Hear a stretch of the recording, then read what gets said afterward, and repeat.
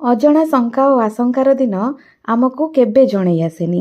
ଆସୁଥିବା ମୁହୂର୍ତ୍ତ ବିଷୟରେ ଅଜ୍ଞାତ ମୁଁ ସେଦିନ ସାଧାରଣ ଦେଖା ସାକ୍ଷାତ ପାଇଁ ଡାକ୍ତରଖାନାକୁ ଯାଇଥାଏ। ହେଲେ ସେଠୁ ଜୀବନର ସମସ୍ତ ସୁଖ ପାଇ ଫେରିବି ବୋଲି ଜାଣିନଥାଏ। ଅଚାନକ ଡାକ୍ତରଙ୍କର ପରାମର୍ଶ ଏବଂ ନିଜକୁ ସମ୍ପୂର୍ଣ୍ଣ ଭାବରେ ମୁଁ ତାଙ୍କ ଉପଦେଶରେ ସମର୍ପି ଅନେକ ଧୈର୍ଯ୍ୟକୁ ସ୍ୱାମୀ ସ୍ତ୍ରୀ ପାଖରେ ଧରି ସାଙ୍ଗରେ କେବଳ ନିଜେ ନିଜକୁ ପାଇ ପ୍ରକୃତ ସଂଘର୍ଷର ଆରମ୍ଭ କରିଥିଲୁ। ଡାକ୍ତରଖାନାର ଖାଦ୍ୟ ଯାହା ଚକ୍ଷୁକୁ ରୁଚୁଥାଏ ହେଲେ ମନକୁ ନୁହେଁ, କାରଣ ଏହିଭଳି ସମୟରେ ମନ କେବଳ ମା ହାତର ଖାଦ୍ୟ ଖୋଜୁଥାଏ।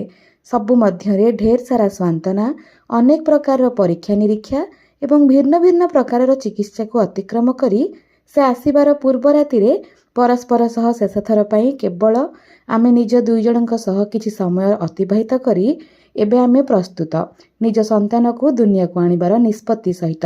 ସେ ପୁଣି ଅଜଣା ସହରରେ ଏକାନ୍ତରେ। କ'ଣ ମୁଁ ପାରିବି? ପ୍ରଶ୍ନଟି ମୋତେ ମାରୁଥାଏ, ଡରଉଥାଏ।